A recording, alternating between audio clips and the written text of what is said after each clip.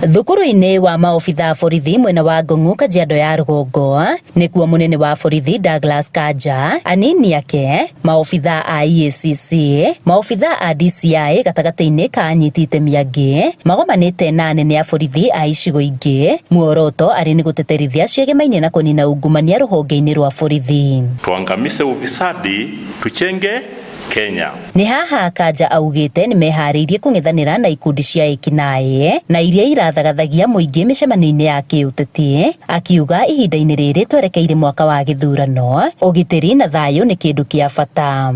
That is an area that myself and my team we are very much concerned, and we have put actually measures in place to see to it that that does not happen.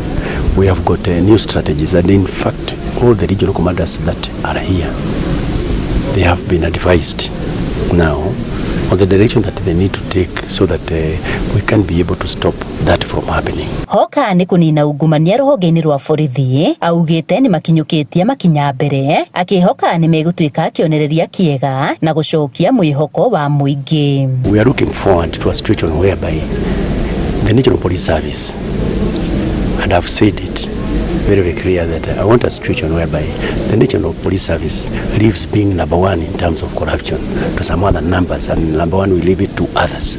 That is actually the direction that we are taking, and I'm grateful to note that our commanders, the DIGs, the DCI, and all the senior leadership of the service are with me, and they support the direction that we have taken to see to it that we reform this service. One of the key recommendations in our report was the management of traffic on our roads.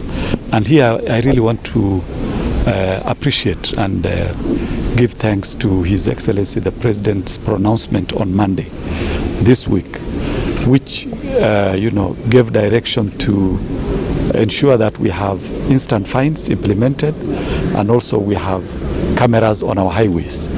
This particular direction alone can cure almost probably 50% of the problems we have in the traffic management of our country. Hamwe na macio, augĩte nĩ meharĩirie kwamũkĩra maobitha a borithi arĩa marĩ haiti, kuona itĩna rĩkirie kũinĩkĩrĩra mũthia-inĩ wa mweri ũyũ.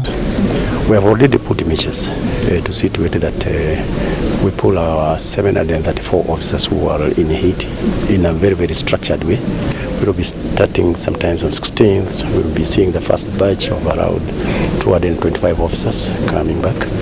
And then on 20th, going forward up to around 30th, we will be pulling out the last batch.